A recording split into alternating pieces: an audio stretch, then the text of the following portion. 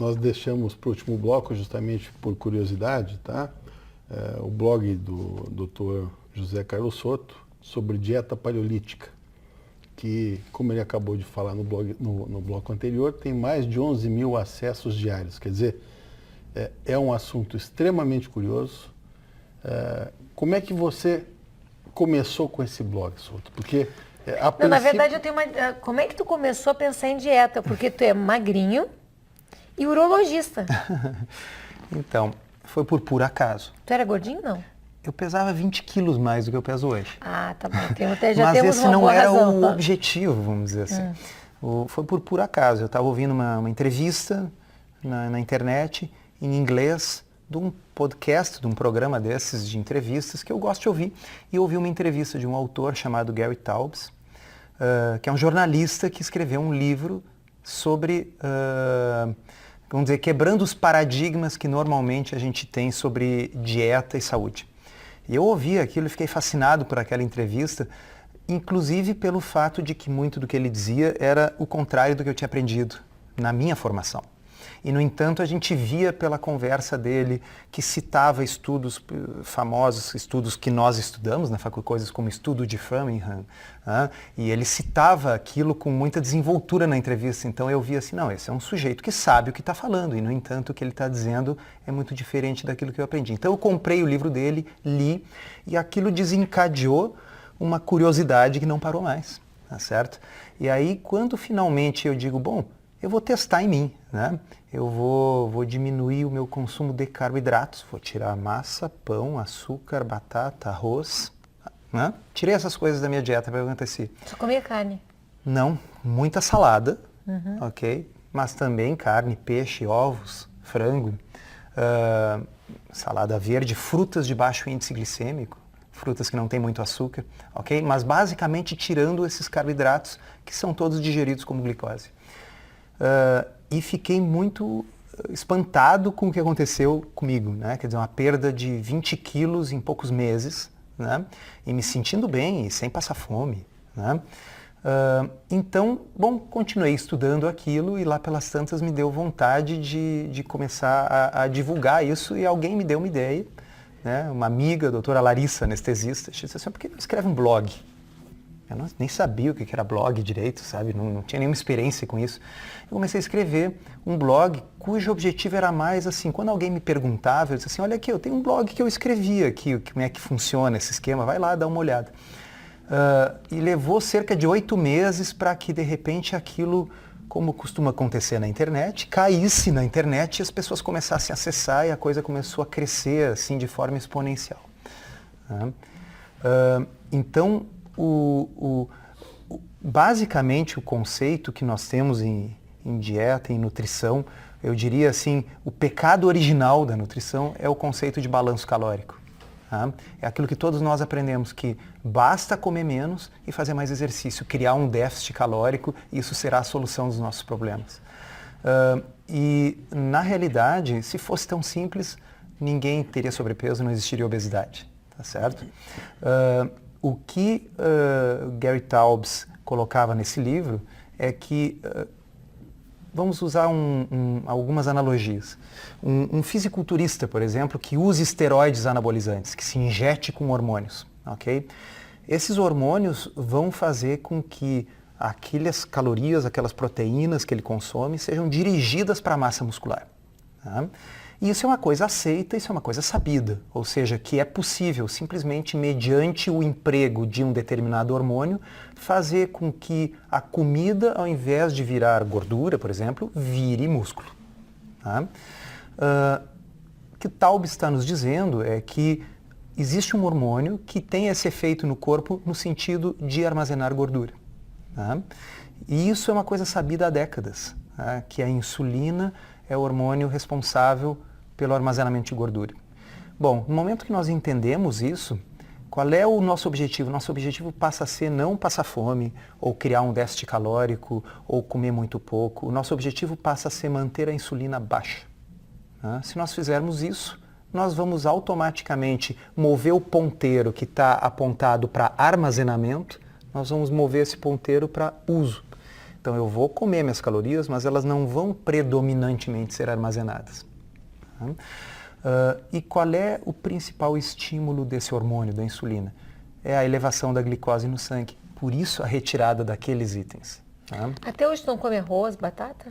Eu hoje que já perdi o meu peso, eu como em quantidade pequena essas coisas. Quer dizer, eventualmente eu como um arroz à noite, eventualmente se eu vou jantar fora, peço um filé de peixe, vem umas batatinhas, eu vou comer, tá certo? Mas o principal é o reconhecimento de que a manipulação dos hormônios pela alimentação é mais importante do que o foco exclusivo em calorias. Tá? Bom, o que isso tem a ver com paleolítico? Né? Isso veio depois, na realidade. Tá?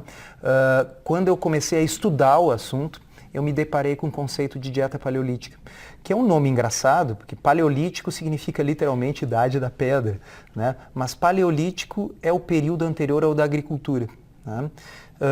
O período anterior ao da agricultura corresponde a mais de 99,5% do tempo que o ser humano existe na face da Terra.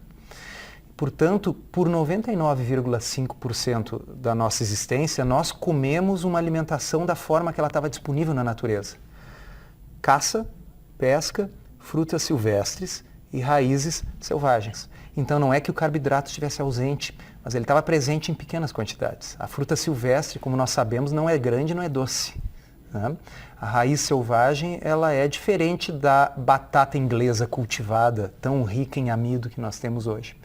Então, os nossos genes eles estão preparados para um aporte de carboidrato, ordens de magnitude menor do que aquele que nós consumimos na dieta ocidental padrão. 1/3 das pessoas consegue se manter saudável consumindo 60% de carboidratos na sua dieta. É aquilo que a gente chama de magro de ruim. Né?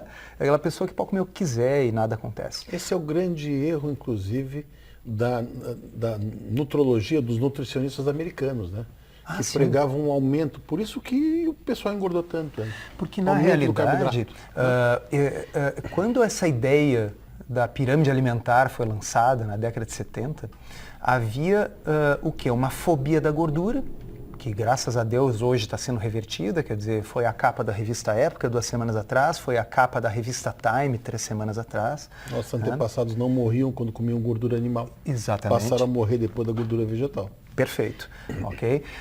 Mas foi a consequência não antecipada de ter retirado aqueles alimentos que os nossos antepassados... Porque se nós formos ver os nossos avós, o que eles consideravam nutritivo? Né? O que eu tinha que dar para uma criança para ela crescer forte e saudável? Ela tinha que comer carne, queijo, ovos, leite integral, ok? Ela tinha que comer os alimentos como eles vinham na natureza. No entanto, quando se considerou que tudo isso faz mal, o que a gente vai botar no lugar? O que não tem gordura?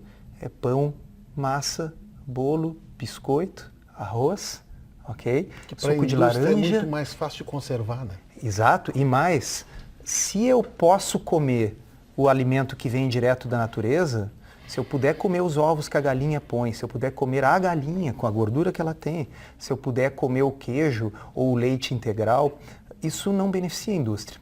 Mas se eu disser que a gordura vai nos matar, bom, então eu preciso da indústria, porque a indústria vai tirar a gordura do leite. A indústria vai criar um cereal matinal sem gordura para eu botar o meu leite desnatado, tá certo? Então se cria essa coisa de que o café da manhã é uma coisa que vem em embalagens, em caixinhas, ok? Que eu vou misturar dentro de um pote. E nessa tua ideia de manter a insulina baixa, tem que comer várias vezes por dia? Não, ao contrário. Dentro da ideia da dieta paleolítica, ou seja, uma dieta mais próxima daquela com a qual nós evoluímos, os nossos antepassados, eles comiam quando tinha comida e quando tinham fome, ok? Então, às vezes tinha comida, às vezes a caçada não dava certo, não tinha. Então, se eu comer o dia inteiro, especialmente se eu comer cada 3 horas alimentos ricos em carboidratos, a minha insulina vai estar permanentemente alta. É esse hiperinsulinismo crônico, é essa insulina sempre elevada que faz com que 2/3 das pessoas se tornem obesas, desenvolvam síndrome metabólica e, sim, diabetes tipo 2. Agora, se eu como um almoço onde eu tenho ali, vamos pegar um prato bem típico assim do brasileiro, sem os carboidratos. Um bife acebolado com ovo, uma couve refogada, ok? Com salpicadinho de bacon. Né?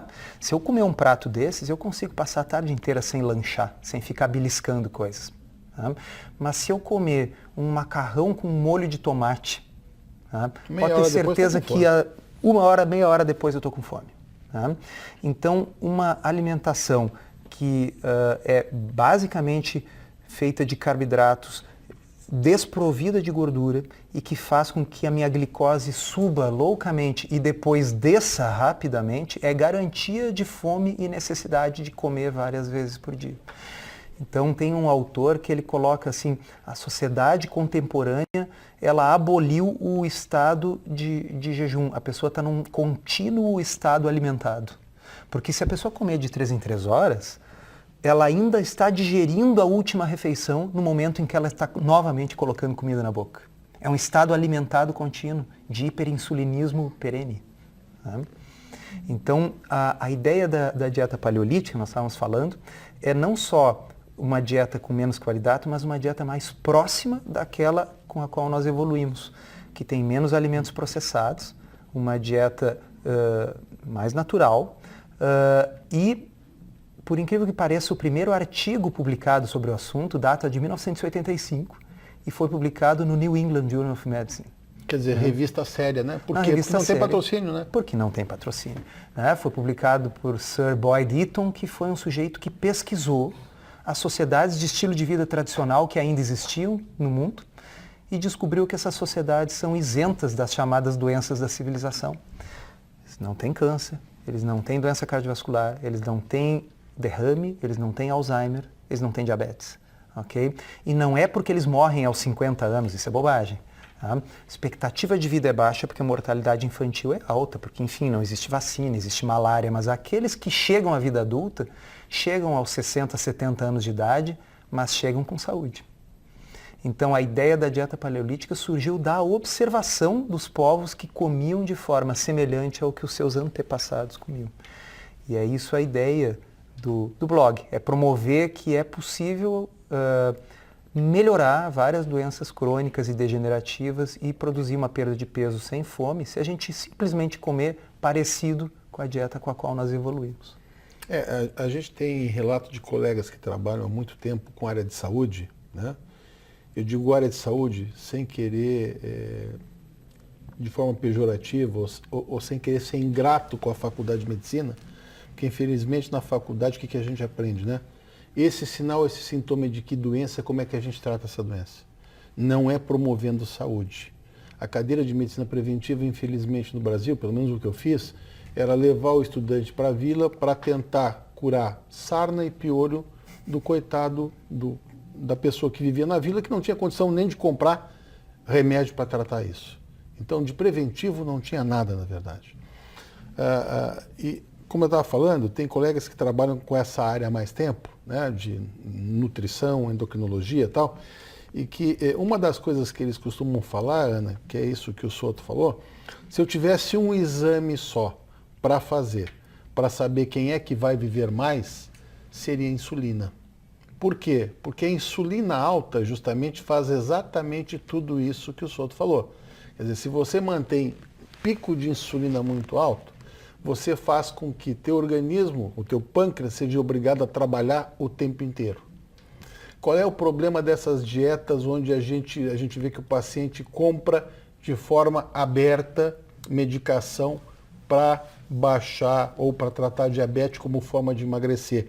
É que ele mantém o pâncreas dele trabalhando estressado o tempo todo. Então, vamos fazer uma analogia grosseira, é um táxi que anda a 40 km por hora na cidade, e que ele consegue olhar os buracos, tal. Esse vai ter o motorzinho do táxi dele durando um monte, vai girar 400 mil quilômetros, 500 mil quilômetros. O outro anda a 150, 160. Ele vai destruir logo o carro. Por isso, dessa relação que quando a gente faz uma bateria de exames para tratar e dar qualidade de vida, não adianta eu só pegar e medir glicose. O cara pode estar com a glicose normal, mas a insulina dele pode estar As custas de uma insulina elevadíssima. Elevadíssimo. Então, esse é um cara que, se eu for fazer a relação da estimativa OMA, que também já não é o melhor, o método preferencial para a gente ver isso aí, seria a curva glicêmica, ou a curva insulínica é mais importante do que isso. Por isso que o Soto falou que tudo que faz pico, e a gente evita pico no corpo humano, né? O ideal é tu manter platô. Então tudo que faz pico é prejudicial. Eu posso ter um cara aquele que come assim, ele come pouquinho, não, eu como muito pouco, tal, mas ele faz uma alimentação errada e ele faz um pico durante aquela 1 hora, 2 horas depois de uma refeição. Por exemplo, eu comi, só comi uma feijoada, mas foi uma vez no dia às 3 horas da tarde. 2 horas, até 2 horas depois dessa feijoada que ele comeu, ele está diabético. Ele vai fazer todo o dano que ele teria se ele tivesse diabético. Quer dizer, pico de insulina, pico de glicose, vai ter hemoglobina glicada, tudo isso vai causar envelhecimento e riscos, né?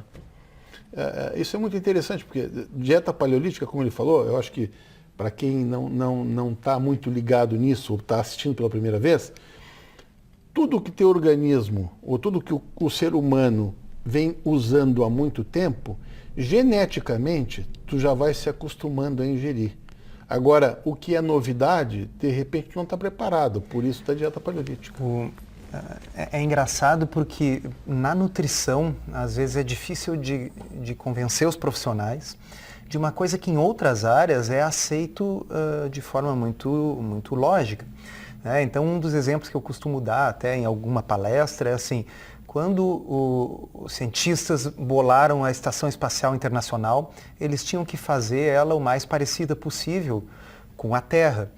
Então, eles não ficaram debatendo qual era a melhor atmosfera para botar lá dentro. A atmosfera da Estação Espacial Internacional é a da Terra. Por quê? Porque o ser humano, e aliás todos os bichos, evoluíram respirando... Milenarmente está ali, né?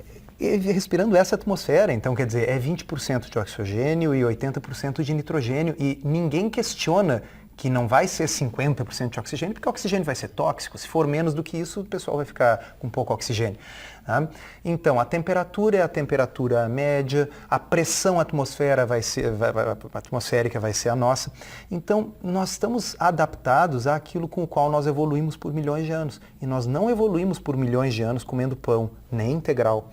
E nós não comemos... Pior ainda, né? Que é pior ainda.